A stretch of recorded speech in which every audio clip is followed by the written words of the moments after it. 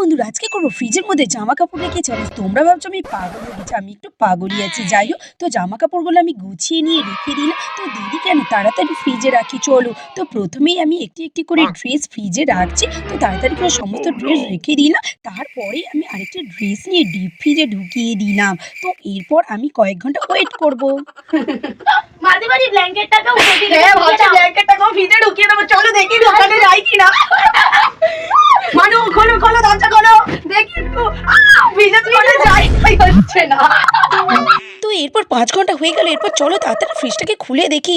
ওরে বাবা, দেখো ফ্রিজ থেকে কত ধোঁয়া বেরোচ্ছে বন্ধুরা। তো কত ঠান্ডা লাগছে আমার। তো ড্রেসগুলো তো প্রচণ্ড ঠান্ডা হয়ে গেছে। আর ডিপ ফ্রিজের ড্রেসটা দেখো, জাস্ট কি ঠান্ডা। ও কি মুখে দিচ্ছি, ঠান্ডা লাগছে। তো যাই হোক, এরপরে আমি এর মধ্যে একটা ঠান্ডা জামা নিয়ে পরে নিচ্ছি। আর মনে হচ্ছে যেন আমি এত ঠান্ডায় কাশ্মীরে এসেছি। তো তোমরা তাতে লাইক আর সাবস্ক্রাইব করোটা।